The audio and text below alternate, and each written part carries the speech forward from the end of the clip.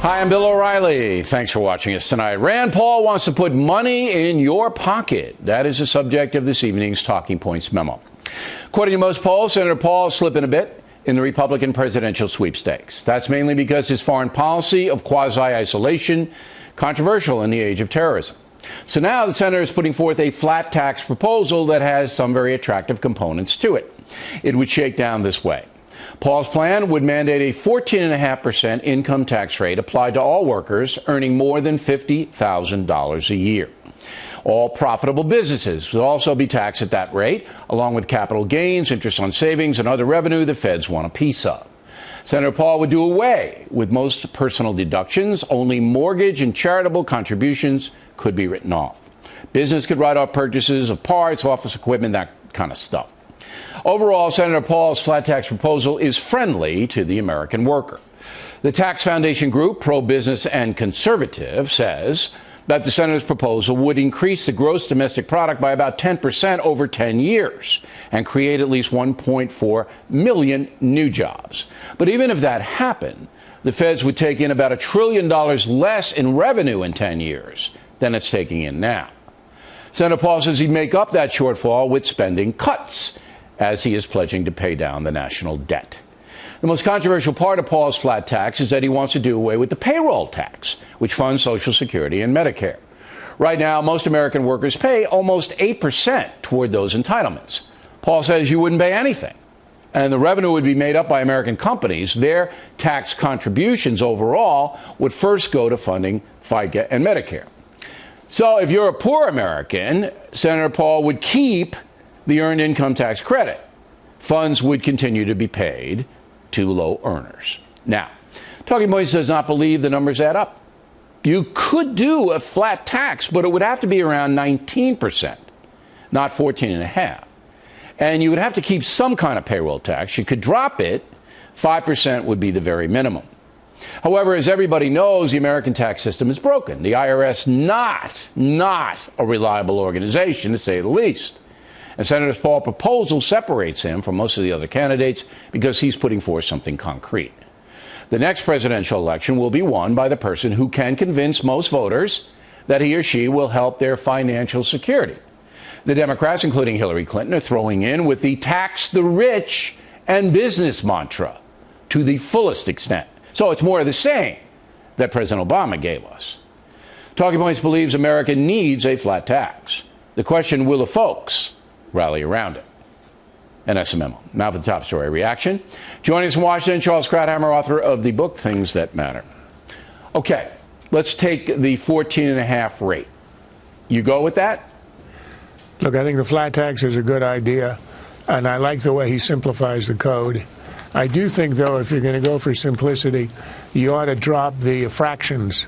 Do it 15%, do it 20%.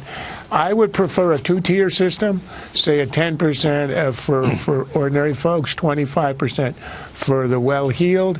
That was sort of what the Simpson-Bowles Commission recommended. I think that way you fend off the attack. You know, somebody making $50 million pays same rate as somebody who's making $55,000. Okay, so a double-tier system, I mean, right. I don't think that's a game breaker. And don't play cute with the numbers, 15, 20. Okay. But you'd have to then kick it in somewhere around 400,000, that in that range, right? Look, yes, somewhere. I mean, you could pick a number. We can do the math. That's not hard to determine. The one thing I would say is I think he's right. If we just try to remove the loopholes in the tax code, it will be like Sisyphus. There will be every loophole will be protected by a special interest, people in Congress. That's very hard to do. Yeah, no, you have to drop it if you're going to do that. You blow it up. All right. I like blowing it up. But the one thing I think he's got wrong is you've got to eliminate the mortgage interest deduction. I know it's popular, but you said it would come up short $1 trillion over a decade. Well, if you abolish the mortgage interest deduction, you take care of 3/4 of that. And don't tell me it'll cause a crash in our economy. Canada does not have a mortgage interest deduction, and the last time I checked, they're not living in igloos. All right, but here's why I think you're wrong on that. It would drastically affect the home building industry, which then ripples out to, as you know, appliances and everything else. I would keep the home, but I cap it. So you can cap it. And you can have the home in deduction and cap it at $250 or whatever, so that, as you said, the people making $50 million, they don't need a deduction anyway. They'd have to pay it. But you don't want to go in and ruin American industry. Canada, nobody lives there. Come on, compare the population of Canada to the United States. I mean, the home building industry drives, along with the auto industry, drives the economy. I don't think you want to mess with that. Go ahead. The number of people in Canada is irrelevant. The fact that it has a functioning high-level economy and it can do it without. And I'm not advocating dropping the deduction overnight. You do cap it. It's already capped to some extent. And you drop the cap gradually over a decade until you end up with a clean system. We disagree on that. I think you can still do what Paul wants to do with simplify the tax code, which we have to do. It's so corrupt. The idea also is you're trying to streamline the economy. You want to take the thumb of the government, you know, the way it promotes certain industries, certain activities.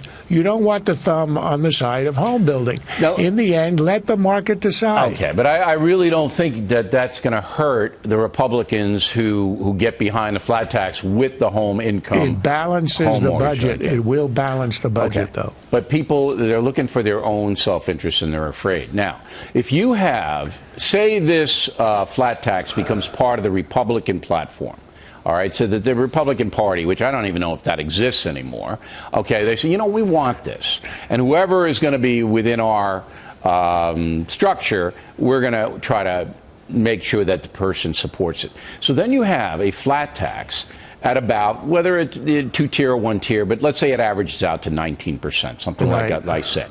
All right, against the tax business and the wealthy, the Obama-Hillary Clinton mantra. What do you think? Where are the folks going to go as far as the ballot is concerned? Are they going to take the flat tax or are they going to go with the income division? It's not going to be a landslide on either side, but the flat tax, a fair tax, eliminating loopholes, treating everybody the same way, I think in the end wins. And probably not by 20%, maybe a 10-point margin. You think it wins by 10? I think it wins by 10. Americans know it's a corrupt system. Americans know that the rich in the end will not pay the rates that are posted because they have the lobbyists. I think you're right on that, but it's obviously speculation. But I have one more question to you. Reagan did it in '86. That was hardly unpopular. No, but it was a different time then. It wasn't the class division we have now. One more question, personal question. What's going to happen to my accountant, Swifty, who makes an enormous amount of money, doing tax returns that nobody can figure out? You know, Swifty gets fired, right? Swifty is going to have to find a way to make an honest living. So I suggest, there are a lot of jobs in ballparks, a lot of hot dogs that need to be sold in ballparks. That's cruel. That's cruel. But I think well-deserved from what I hear about Swifty. Charles Gradheimer, everybody.